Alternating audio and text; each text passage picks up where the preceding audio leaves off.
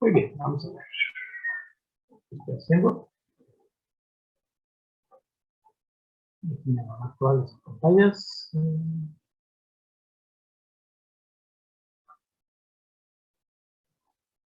Muy bien, vamos a ver. ¿Alguien tiene un tratamiento específico para un brote psicótico?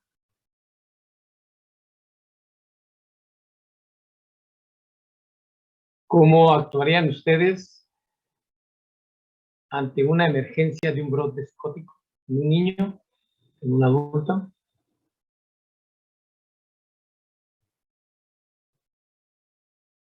¿Qué fármacos tienen ustedes a la mano? ¿Cómo se aplican estos fármacos? ¿Cuáles son los efectos y qué buscan? Esto es muy importante. Estos pacientes con brotes psicóticos no son pacientes viables para una entrevista. Hay que hospitalizarlos. Muchas veces hay que amarrar al paciente, pedir ayuda a la policía, trasladarlo a hospital y aplicar medicamentos. ¿Alguien tiene alguna experiencia que me pueda compartir?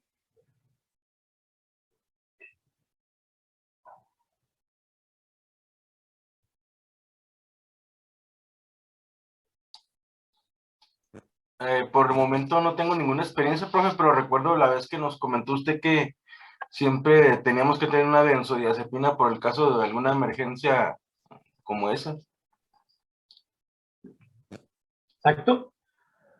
Siempre tengan en su consultorio fármacos que les voy a decir, ténganlos, por si algún paciente llega con estas características clínicas, no psicológicas, comportamientos neurológicos de estas características, no duden en administrarle una tableta para que puedan regular un poquito este desequilibrio bioquímico de una crisis psicótica establecida, jóvenes.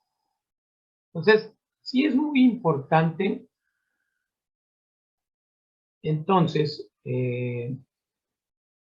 hablar, pues básicamente, de los fármacos que vamos a utilizar para estos cuadros que nosotros tenemos. El círculo azul representa mi molécula de un determinado nombre de un antipsicótico. Y todos los cuadritos, triángulos que ustedes ven ahí, es los neurotransmisores en donde nuestro antipsicótico va a actuar. Entonces tenemos receptores serotoninérgicos en la parte de abajo, que son los 7 tipos, cada uno especificado con su nombre, su gen. Tenemos en la parte de arriba receptores muscarínicos, acetilcolinérgicos, M1 a M4, localicen ustedes en la parte de la esfera. Tenemos receptores histaminérgicos, se fijan, es uno solo. Alfa-adrenérgicos son 4. Y luego los transportadores de serotonina, que es el SERT, el transportador de noradrenalina, que es el NET, y nuestro objetivo del antipsicótico, dopaminérgicos, de 1, 2, 3 y 4. Entonces, el antipsicótico que vamos a aplicar va sobre nuestro receptor D2, marcado con el triángulo rojo de mayor intensidad. Obviamente, eso no significa que mis medicamentos no vayan a actuar sobre los otros receptores dopaminérgicos. Obviamente, no significa que mi medicamento antipsicótico que voy a aplicarle no vaya a actuar sobre receptores previamente mencionados. Van a actuar sobre esos receptores dependiendo de la afinidad y potencia de un antipsicótico. Hay antipsicóticos que tienen una gran afinidad por el receptor D2 dentro de la clasificación, y hay antipsicóticos que tienen una baja afinidad al D2. Todos los antipsicóticos van a ir al D2, pero también van a ir a los demás. Quiere decir que es un antipsicótico que ustedes van a tener en su consultorio con su paciente.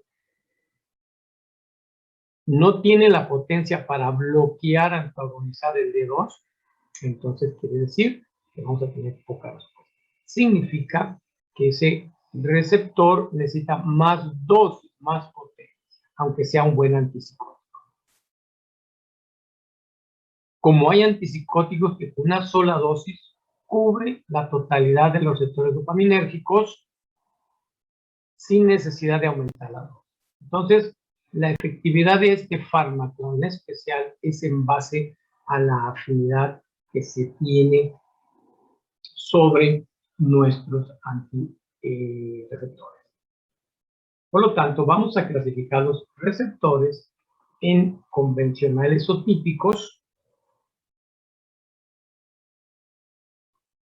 y atípicos. Por lo tanto, los convencionales o típicos fueron los primeros antipsicóticos allá por los años 50, la clorpromazina, ¿sí?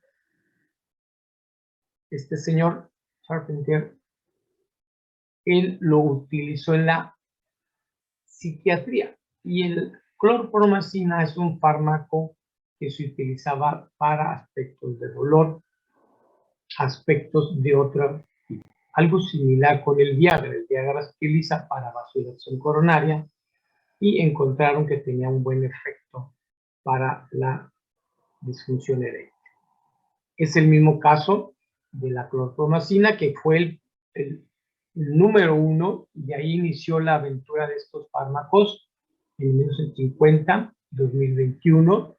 Ha habido muchos cambios, muchos avances, pero todos procesan, ¿sí? Todos los antipsicóticos procesan. Entonces, la clorpromazina, sus propiedades de sedación, vean ustedes, le permitieron ser utilizados en la anestesia y posteriormente en la psicosis, porque producían sedación.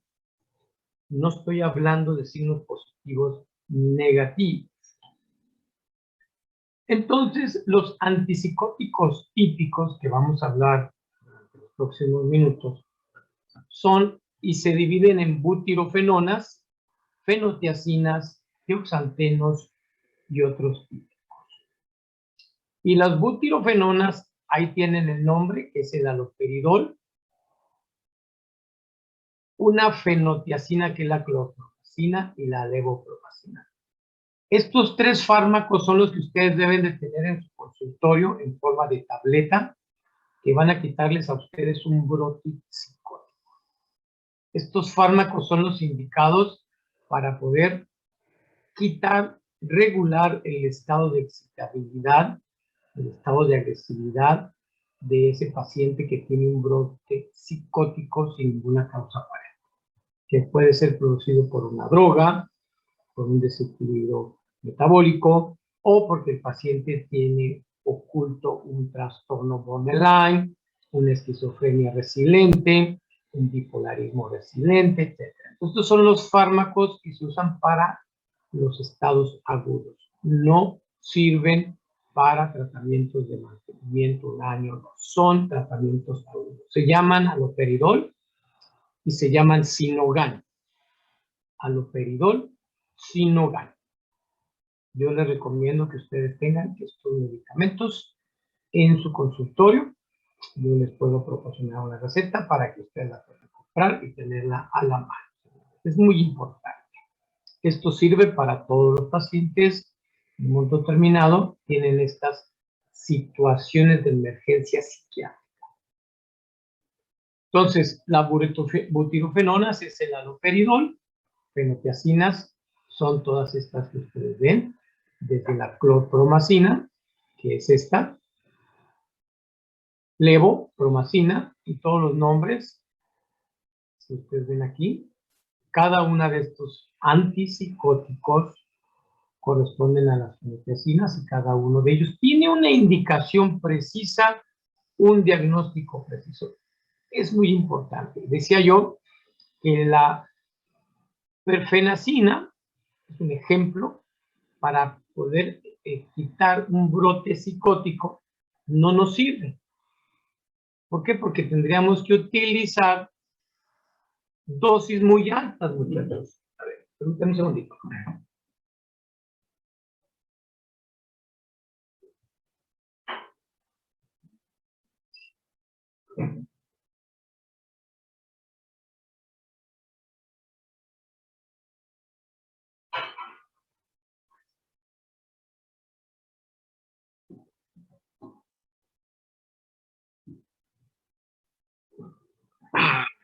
Listo, es que se me estaba quemando el café.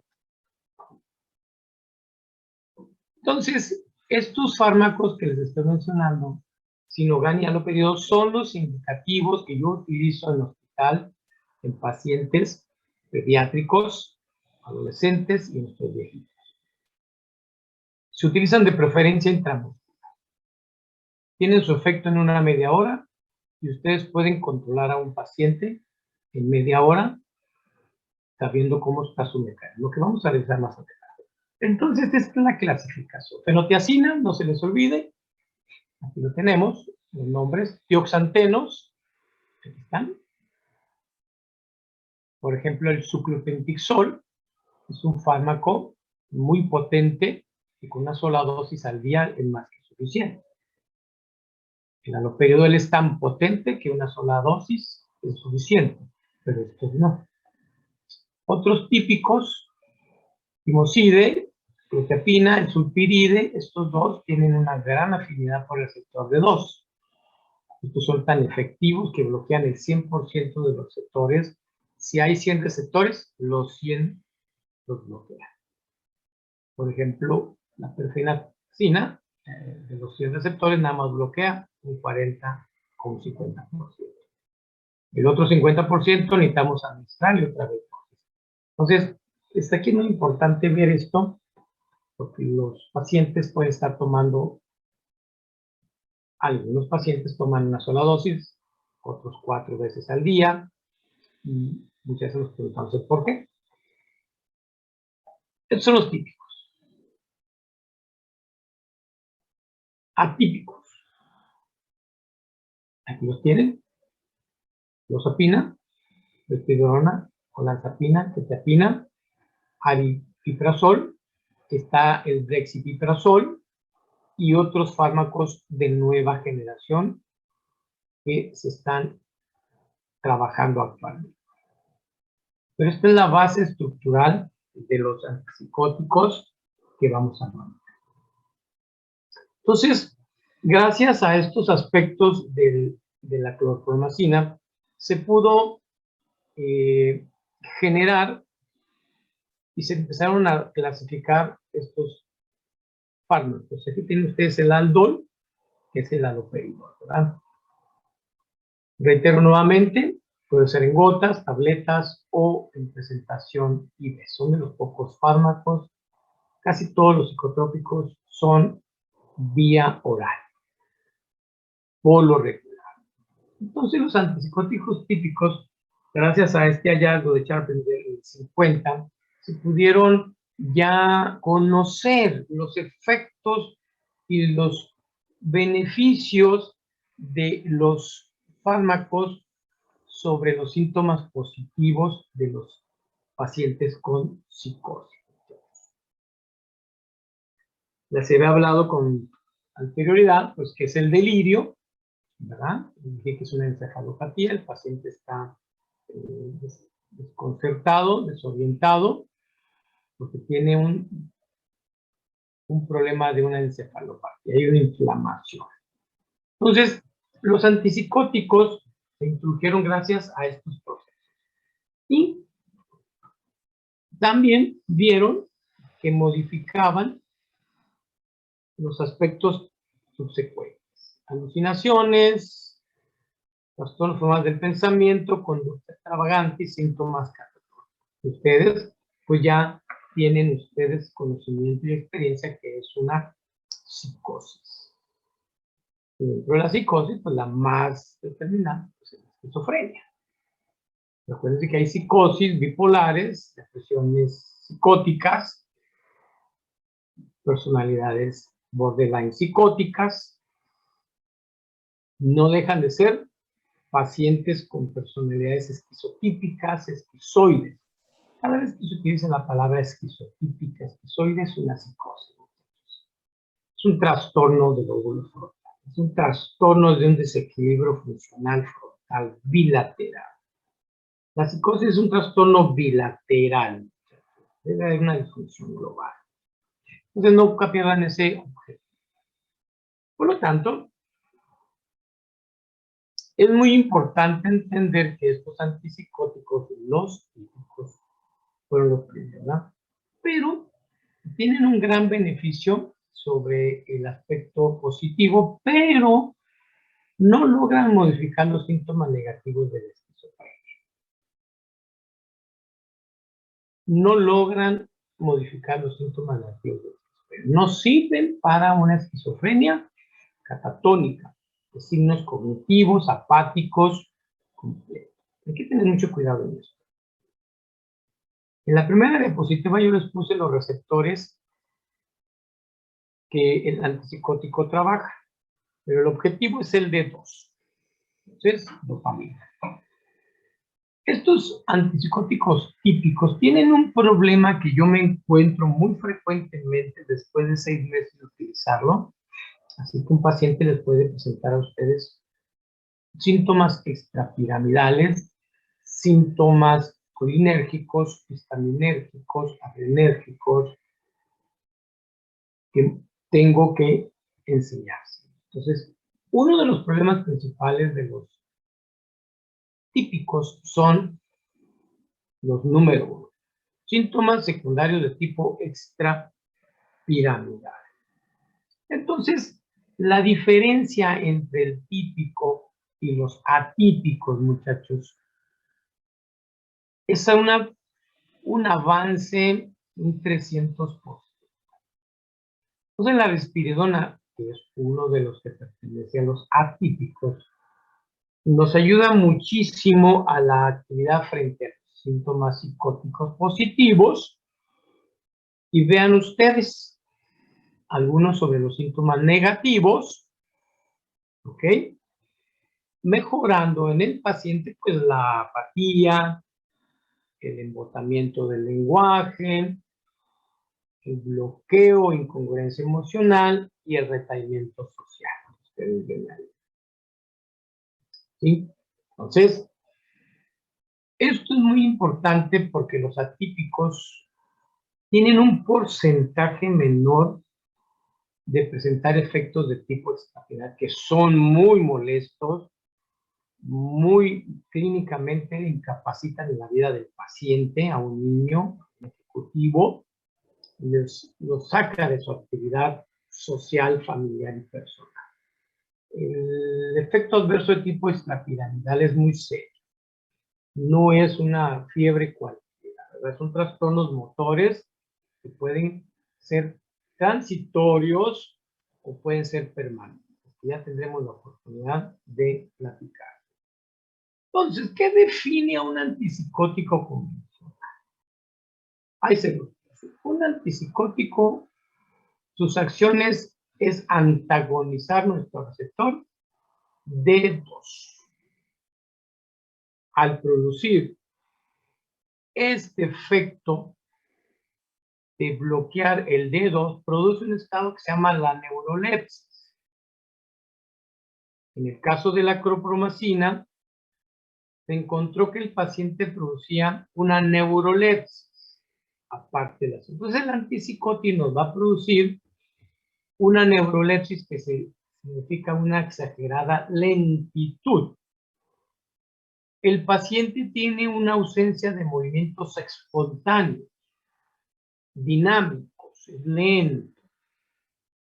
El paciente va a tener lo que se le llama una conducta indiferente. Entonces esa es la neurolepsis que puede producir un neuroléptico, se llaman neurolépticos, producen estos cambios en el estado de movimiento, de motor, no cognitivo, no emocional. Motormente el paciente se vuelve torpe, lento, pero piensa dinámico, pero se mueve lento. Tú le preguntas 2 y 2 son 4, pero si tú le preguntas 2 y 2, te va a contestar 4, en vez de decirte 4. Entonces el paciente tiene esta situación que produce nuestro antipsicótico, básicamente. Por lo tanto, se denominaron neurolépticos porque produce un enlentecimiento psicomotor, producen un aplanamiento afectivo e indiferencia en nuestros pacientes. Eso es lo que hace un antipsicótico. Esos son los efectos para quitar un brote psicótico, porque ni modo de traer a un paciente las 24 horas del día. Yo no puedo traer a un paciente ejecutivo, un ingeniero, un responsable, un director de empresa de estas características. Entonces es muy importante saber utilizar la amplia gama de herramientas que tenemos para que el paciente no tenga una neurolepsis secundaria al consumo de su antipsicótico por algún cuadro que tenga el paciente. El psiquiatra, su servidor, el neurólogo, le da al paciente. Ustedes lo van a recibir motormente en estas condiciones. Por lo tanto, el objetivo pues es el receptor de 2, en donde va a trabajar nuestras vías antipsicóticos. Pues acuérdense que tenemos 5 vías dopaminérgicas. Las vías en donde va a actuar nuestro antipsicótico va a ser en la vía mesolímbica y en la mesolímbica cortical. Ese es el objetivo. Obviamente, inicié la charla diciéndoles que el antipsicótico va a ir a todos los receptores de todas las vías. Por lo tanto, va a causar efectos. No hay un antipsicótico ideal hasta el momento que nada más vaya a la vía mesolímbica y ahí se crea, ¿no? Se distribuyen todo. Desafortunadamente, el fármaco se distribuye en todas las vías que pues, se mete con la tuberosidad hipoficiaria, se mete con la fibra estriada y produce efectos por su bloqueo.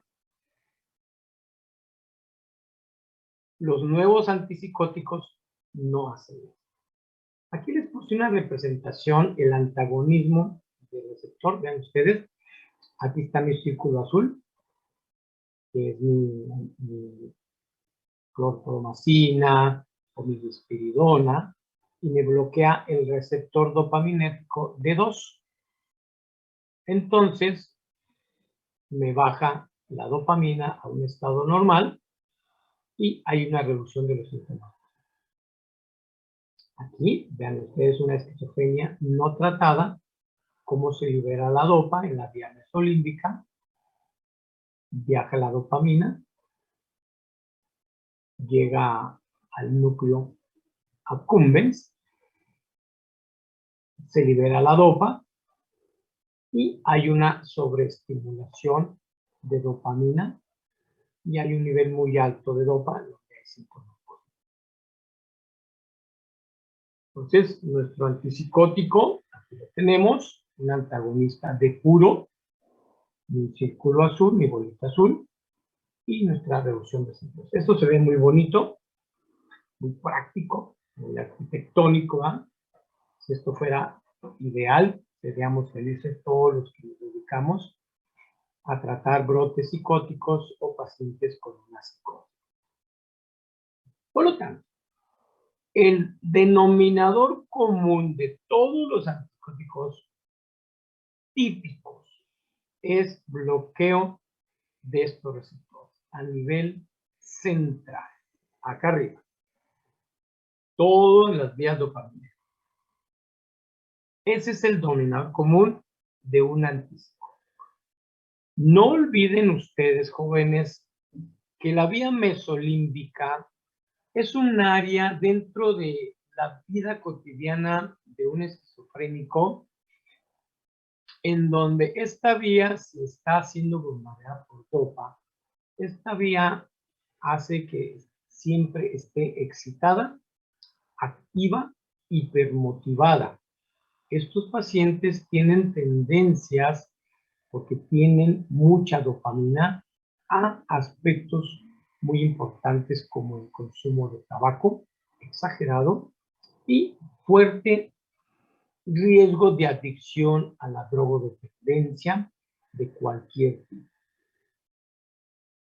La vía mesolímbica, no se les olvide que nos sirve a nosotros, los que no tenemos esquizofrenia, para la motivación humana. Esta vía es una vía tan importante en los aspectos de todos los alimentos que nosotros consumimos. Esta vía, la motivación por dopa, nos da el estado hedónico, el placer de ser, el placer de estar vivos, el placer de darle gracias a Dios y levantarnos todos los días, el agradecer que tenemos papás. Esta es la motivación, la esperanza que tenemos nosotros.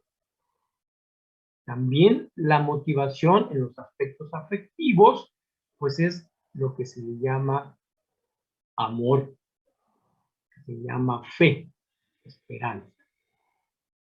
Cuando esta vía está súper bombardeada, tiende a caer en una resiliencia. Entonces el paciente cae en un estado de anedonia total, de todo lo que se acaba de explicar, que es un factor depresivo.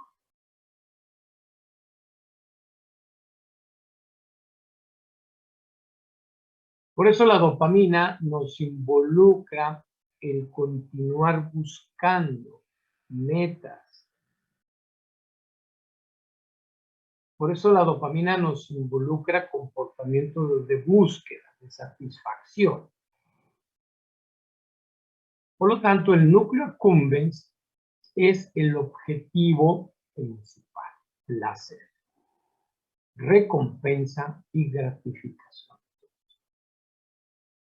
Así que en el paciente con una psicosis, esta vía está anormal, está a la baja, no hay un buen funcionamiento. Hay mucha dopa y no funciona nada. Por lo tanto, en esta siguiente explicación, vemos cómo la dopamina llega al receptor D2. Ven ustedes la respuesta del receptor, ¿sí? Cómo aumenta la respuesta del receptor, el potencial de acción, AMP cíclicos y toda una serie de procesos. Yo voy a dar mi risperidona, aquí me bloqueo mi receptor D2, y vean usted cómo disminuimos la respuesta del receptor. Y luego viene se le llama un antagonismo parcial. Si fijan ustedes, aquí hay un triangulito, no es completo. Este es un mecanismo muy interesante de los nuevos antipsicóticos, que puede ser agonista o antagonista.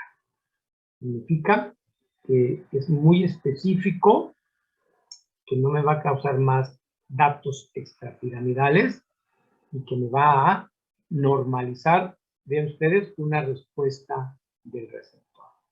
No tan amplia, modula, pero que tampoco esté baja.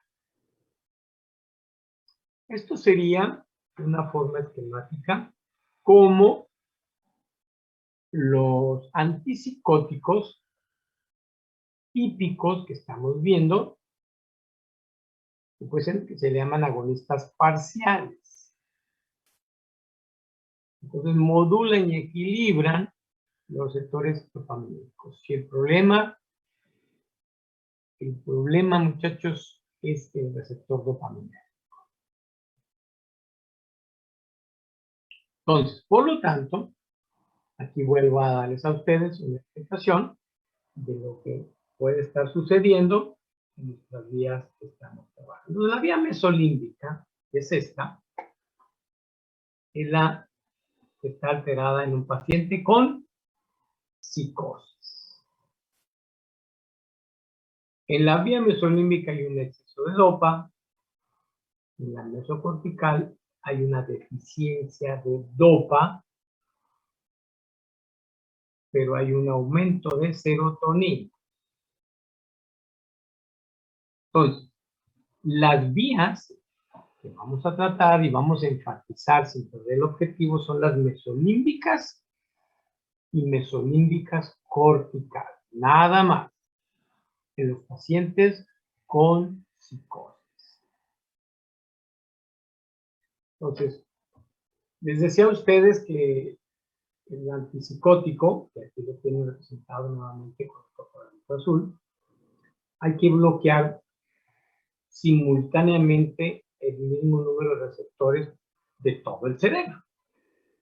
Entonces, esto provoca efectos secundarios no deseados, entonces se paga un alto precio porque van a meterse a la tuberosidad hipoficiaria, se van a meter con los adrenérgicos, con los esteroidérgicos, entonces nos van a dar los antipsicóticos convencionales, ¿sí? Nos van a dar problemas extrasensoriales, extramotores. Entonces, estas vías van a abarcar, aparte de la mesolímbica y la mesocortical, pues van a meterse con la glándula pituitaria, con la prolactina. Y va a producir otros efectos que no queremos en estos pacientes, aparte de los efectos anticolinérgicos de nuestros pacientes. Por lo tanto, ahí tienen ustedes las vías mesolímbicas, que es la azul, cortical, la roja, nigroestriada y la tuberoinfundibular. Y de aquí les marco el efecto antipsicótico. Entonces, mi vía de objetivo es la dopa, normal, no hay problema, está en azul, antagonizamos los signos positivos.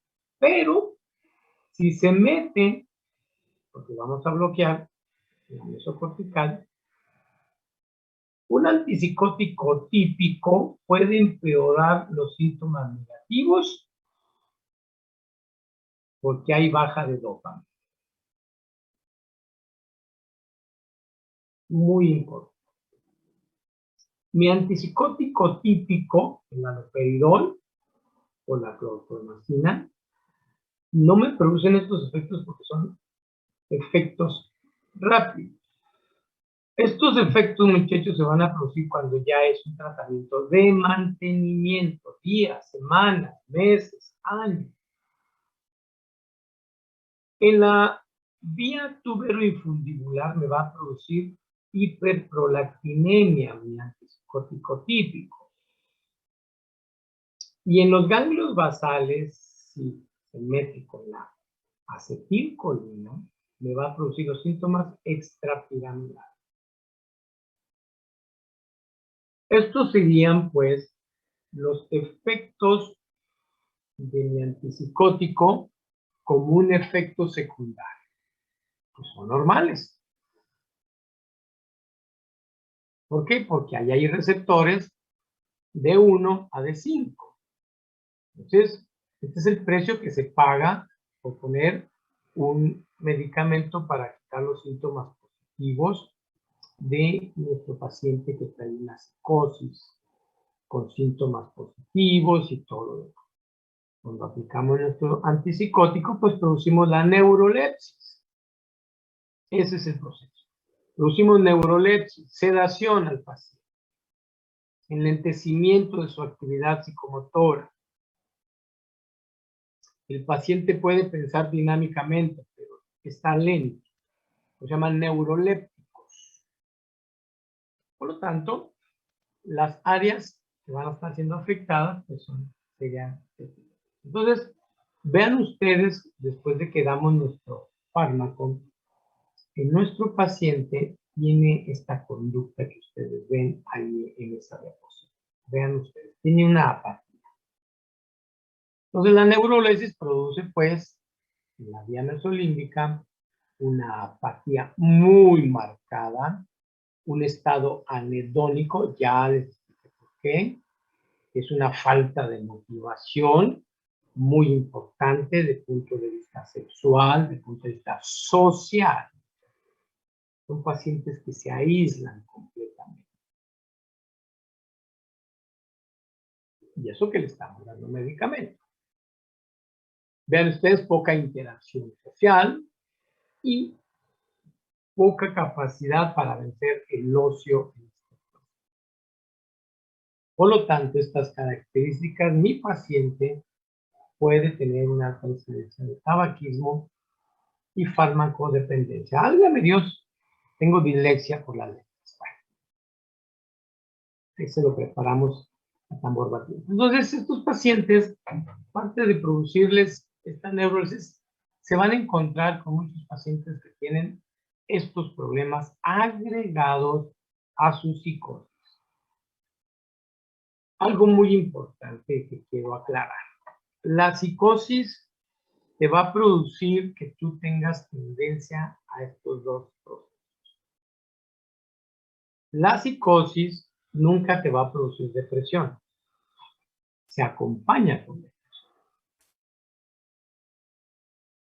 La psicosis nunca te va a hacer suicidio. La depresión sí, y la farmacodependencia sí te van a producir suicidio. Entonces, la farmacodependencia es por la anedonia, porque pues estamos hablando de una vía mesolímbica. El paciente siente que no sirve, no tiene utilidad en la vida, se siente deprimido y trae depresión. Fíjense bien, pero es psicótico. Trae depresión, pero tiene una psicosis. Ya hablamos y estamos trabajando el tema de la farmacodependencia. Les dije que la depresión es un factor de apego atrás de la depresión. Tiene un problema el paciente. ¿Y cuál es? Vía mesolímbica. Un paciente con depresión tiene problemas mesolímbicos y mesocorticales. Entonces, la moraleja del día de hoy, ustedes tienen que descartar que no traiga una psicosis resiliente, oculta. Tiene depresión su paciente, no lo voy a decir. Pero tienen que investigar el factor psicótico de sus pacientes. Por lo que estamos platicando. Entonces la neurolesis, ¿verdad? Que quitan los síntomas positivos, le da al paciente, ¿verdad? Le pega el sistema de recompensa, que les estoy explicando, que es el centro de la. Entonces, como es una vía final, común de todo pues su recompensa, pues nuestros pacientes, ¿verdad? Si son bloqueados estos receptores a nivel de núcleo accumbens, pues le vamos a pegar a la vía mesolímbica. Y aquí está. Eso es lo que hacemos con los pacientes cuando usamos nuestros antipsicóticos. Le pegamos a la vía mesolímbica. En la mesocortical, les había dicho también, puede empeorar los síntomas positivos, negativos de la esquizofrenia. Muy importante. Entonces, esto parece, ellos tienen, se les denomina un síndrome deficitario, la palabra es déficit inducido por neurolépticos. Tal vez algún tiempo más adelante se encuentren con este tema. Tienen un síndrome deficitario por neurolépticos. Es muy común este tipo de problemas. Entonces, esto es básico, ¿verdad? Nuestro antipsicótico, pues, va a la vía mesolímbica cortical. Vean ustedes, la corteza, sobre todo la corteza prefrontal dorsolateral. La esquizofrenia de síntomas negativos está afectando la corteza dorsolateral. en donde hay un nivel bajo de dopa, no hay dopa, sobre todo en las áreas de Brodmann, 9, 10, 11, en áreas cognitivas de excelencia, de la función, memoria, aprendizaje, lenguaje, procesamiento de los aspectos ejecutivos, dorsolateral. Praxias muy importantes, procesamientos motores, dorsolateral, todo lo que... Entonces, ahí no hay dopa del lado izquierdo. Dopa del lado derecho, muchachos, es poca. Lóbulo frontal, dorsolateral, recibe más serotonina y noradrenalina. Hay dopa, pero menos dopa. Por evolución embrionaria, hay mucha dopa del lado izquierdo, poca dopa del lado derecho. Por eso esa dominancia emocional afectiva del lado derecho, porque hay mucha serotonina y noradrenalina.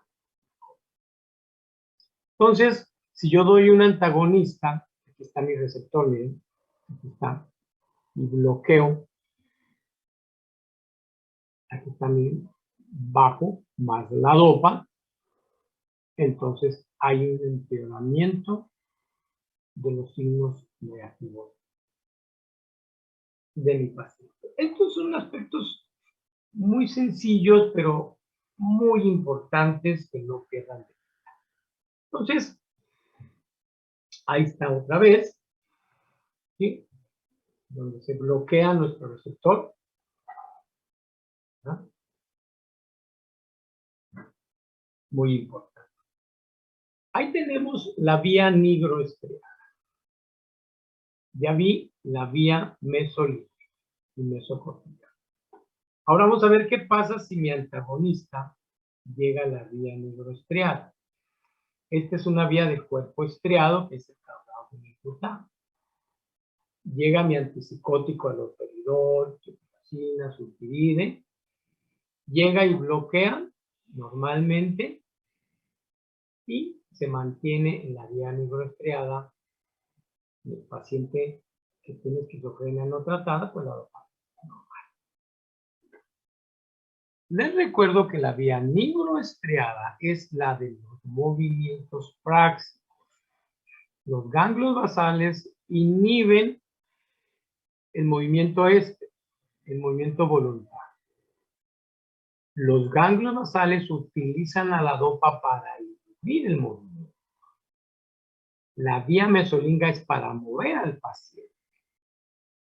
La nigroestriada es inhibir el movimiento. Si no, voy a tener corea de Huntington, Parkinson, movimientos anormales bradocinéticos.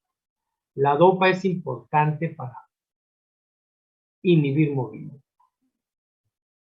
Ganglios basales. Entonces, ¿qué pasa si yo bloqueo la dopa?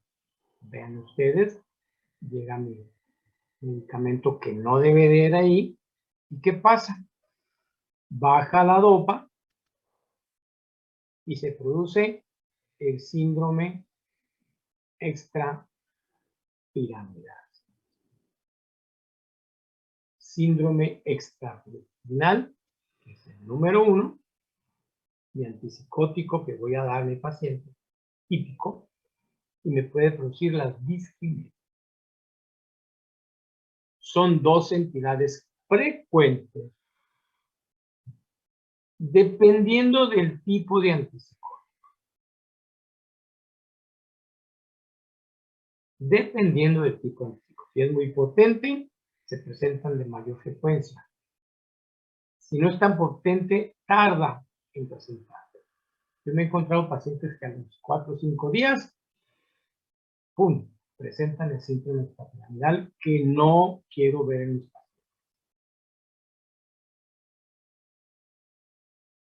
Muy importante, vean ustedes, a niveles nigroestriados. Bloquean mi receptor y me producen una baja de dopa, entonces el paciente no inhibe el movimiento, entonces empieza a tener síntomas extrapiramidales. Trastornos del movimiento. No estoy hablando de Parkinson. Trastornos del movimiento.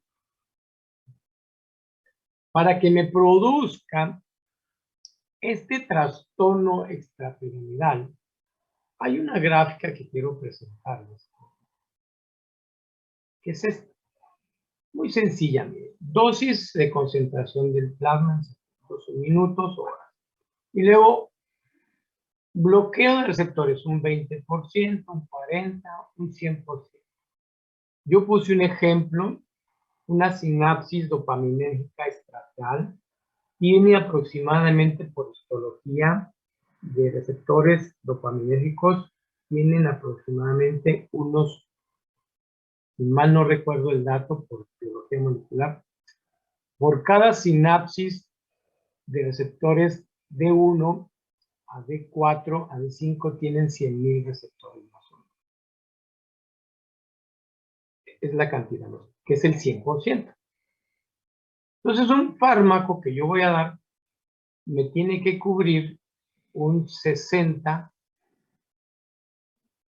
un 80% para que mi antipsicótico sea efectivo. Si ese antipsicótico me bloquea el 81%, el 82%, entonces me va a producir los dos fenómenos que estoy tratando. El síndrome extrapiramidal, la disquinesia y la hiperproliferación. Entonces mi receptor, para que no me produzca estos datos de efectos negativos, malos para el paciente, porque tengo que cambiar el medicamento, tengo que quitárselo, que la mujer no puede estar produciendo leche. Entonces me tiene que bloquear entre un 60 y un 80%, nada más para que el paciente no me produzca eso. Por eso depende de la potencia de bloqueo selectivo del receptor D2. Y aquí pongo un ejemplo de la ocupación de receptores. La sulpiride es un fármaco que me ocupa el 100% de los receptores. El 100%. Entonces, es tan efectivo para uno paciente esquizofrénico, le quita todo, pero me da el efecto que no quiere. Quiere decir que la sulpiride, que es un psicótico, yo no se lo puedo dar mucho tiempo, porque me va a producir que la mujer o el hombre produzcan galactose. Me va a producir que ese paciente que está tomando sulpiride me pueda producir estos. Entonces tengo que quitarlo y ponerle otro que no me ocupe el 100% de los receptores y nada me ocupe el 80%. En el caso de los típicos que vamos a usar. En el caso de los típicos, nada más, ¿ok? Cualquiera que mencione, menos el sulpiride y la mesulpirida. Esos tienen el riesgo que en menos de 3 meses tu paciente pueda tener un problema negativo. Entonces, esto es muy importante porque vean ustedes en esta diapositiva, cuando hay un bloqueo de los receptores en la vía microestriada, porque ahí está el síndrome piramidal, ocasiona que se regulen al alza. O sea, hay mucha dopa.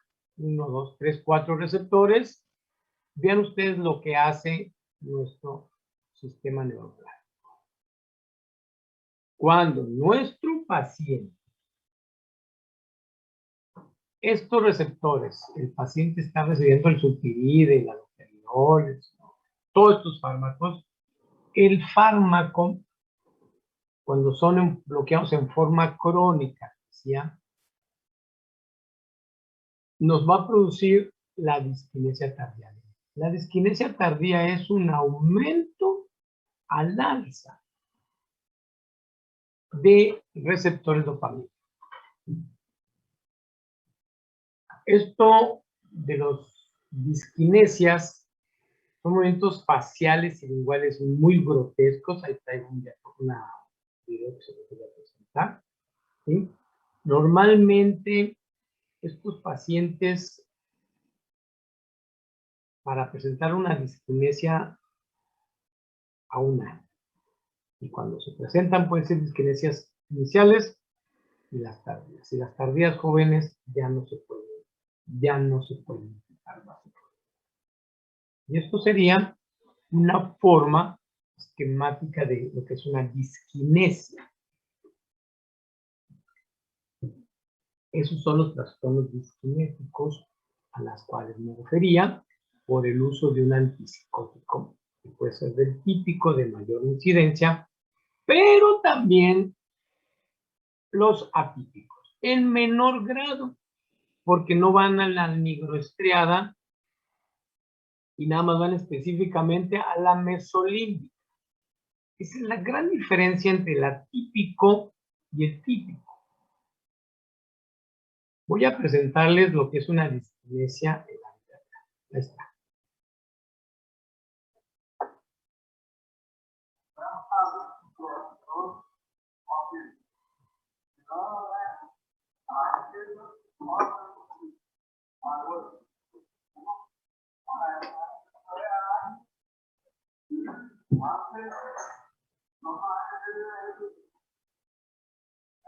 Esa es una disquinesia tardía. Es un problema por el uso de un antipsicótico crónico. No están exentos los pacientes que puedan presentar esta disquinesia no a un año. Si el paciente tiene una idiosincrasia, una atipia anormal a la respuesta del fármaco, aspectos fenotípicos, nos puede presentar un niño, un joven, nos puede presentar este problema. Y las disquinesias tardías, hay fármacos que nosotros tenemos, hay fármacos que tenemos que aplicar inmediatamente para que no padezca el resto de su vida estos pacientes, estos casos. Las disquinesias tardías pueden evolucionar si se retira el medicamento, pero hay que hacerlo muy pausado. Y les voy a dar la forma en que vamos a retirar un psicótico, pero nunca quitar el psicótico, cambiarlo por otro. Y hay técnicas para cambiar un antipsicótico mientras ponemos el otro. Moraleja, dentro del área de los psicotrópicos, no me interesa cuál área, nunca suspendan un fármaco abruptamente. Es una información que pero se van a encontrar que la mamá se lo suspendió porque traía estos datos. Entonces, es muy importante que ustedes conozcan esta información, estén enterados bien cuando el paciente, cuando llegue a su consulta, empiece con estos datos neurológicos y expliquen bien a la paciente el por qué no puede suspender el medicamento. El paciente, jóvenes remiten, puede no empeorar, pero se queda toda la vida. Los viejitos, los abuelitos, tienen menor remisión. Entonces vean ustedes la angustia e incapacidad de estos pacientes, cómo pueden generar esta patología. Nada más por un psicólogo. El pronóstico, la discinencia tardía, ¿verdad? No se puede saber quiénes la van a desarrollar o no. Entonces, afortunadamente, el número de pacientes que lo desarrolla es muy bajo. Sí, ya son las 12. Ya. Muy bien. Continuamos mañana con la charla. Edith, el tema del estudio que me queda pendiente, lo voy a tomar a cuenta para este examen que tenemos, ¿ok? Y les voy a mandar también una evaluación para que tenga mayor calificación al examen que vamos a hacer. Ok. Jóvenes, los veo entonces